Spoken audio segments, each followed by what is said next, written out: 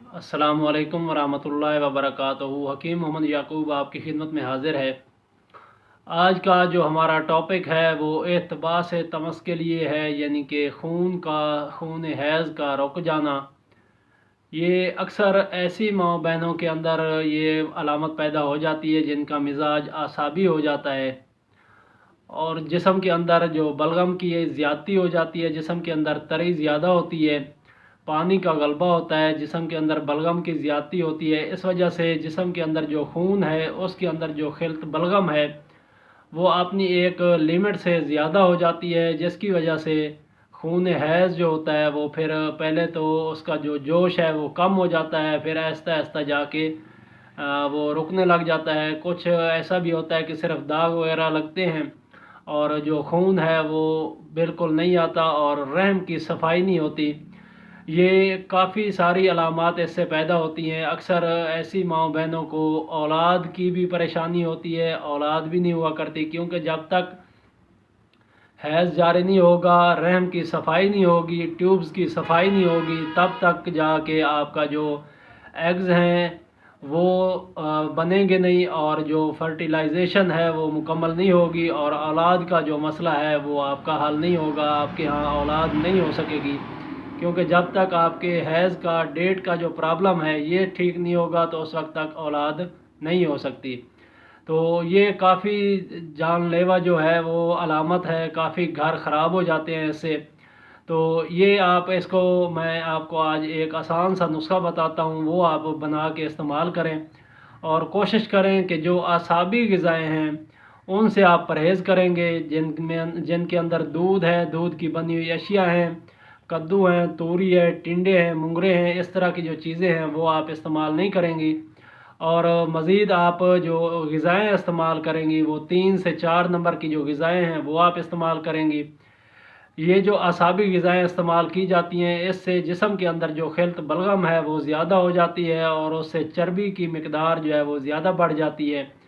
रहम के अंदर चर्बी पैदा हो जाती है, जिसकी वजह से जो खून हैज़ है वो रुक जाता है और जो औरत है वो औलाद के लिए तैयार नहीं होती। तो इसके लिए आप कोशिश करें कि जो आसाबी ग़िज़ाएँ हैं वो आप बंद कर दें, उसकी जगह पे आप उज़लाती गुद्दी या फिर गुद्दी उज़लाती ग़िज़ाएँ, इनमें से जो भी चीज़ आपको आसानी से मिले वो आप इस्तेमाल करें। तो ये आपको ग़िज़ाई चार्ट वीडियोज़ की शक्ल में इसी चैनल के ऊपर मिल जाएंगे, आप वहाँ से चेक कर सकते हैं। मैं चलता हूँ नुस्खे की तरफ, आपको एक आसान सा नुस्खा बताता हूँ। वो आप ले लें शिंगरफ रूमी, ये 5 ग्राम लेनी है आपने, शिंगरफ रूमी होनी चाहिए, ये आपने 5 ग्राम लेनी है। और शीशा नमक ये आपने 2 तोला लेना है।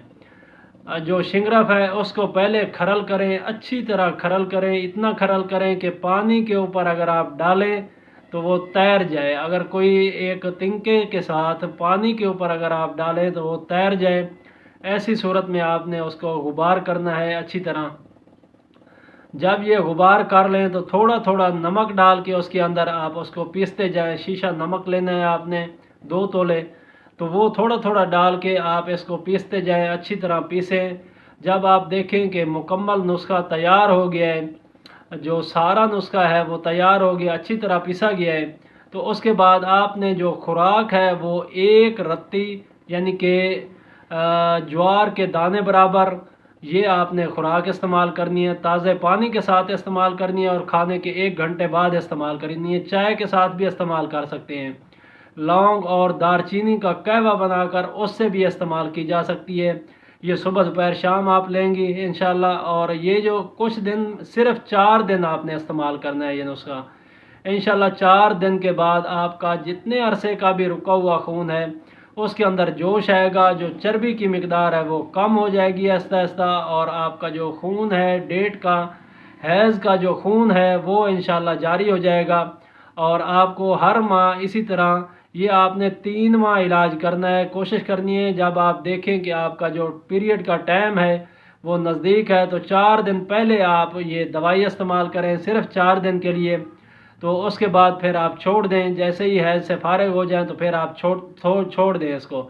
तो ये आपने 3 माह इस्तेमाल करनी है, हर माह 4 दिन इस्तेमाल करनी है और आपके जो पीरियड का टाइम है उससे 4 दिन पहले इस्तेमाल करनी है। तो इसी तरह आप ग़िज़ाएँ भी साथ इस्तेमाल करेंगे। उसके अलावा ये जो नुस्खा है, ये अगर मर्द हज़रात, ऐसे मर्द हज़रात जो आसाबी मिजाज के हों, तो उनको जरियान हो, उनके लिए भी ये ज़बरदस्त चीज़ है। कुछ शुगर वाले हज़रात जिनकी इब्तदाई शुगर होती है और आसाबी मिजाज में शुगर होती है, पेशाब की मिकदार काफ़ी ज़्यादा होती है और बार बार आता है पेशाब, तो उनके लिए भी ये इस्तेमाल किया जा सकता है। उसके अलावा अगर कतरे आते हैं किसी नौजवान को और उसका जो मिजाज है वो भी आसाबी है, तो फिर भी आप इस नुस्खे को इसी तरह इस्तेमाल कर सकते हैं जिस तरह मैंने आपको मिकदार खुराक बताई है, और साथ में ग़िज़ाओं का भी साथ ख्याल रखेंगे। मुझे उम्मीद है आज की आपको ये वीडियो पसंद आई होगी। अगर आपको पसंद आई है तो लाइक और शेयर करें इसको, ताकि जो दूसरे लोग हैं वो भी फ़ायदा उठाएं। इंशाल्लाह फिर मुलाकात होगी किसी और अच्छी सी वीडियो के साथ। तब तक के लिए इजाज़त दें। अस्सलामु अलैकुम व रहमतुल्लाहि व बरकातुहू।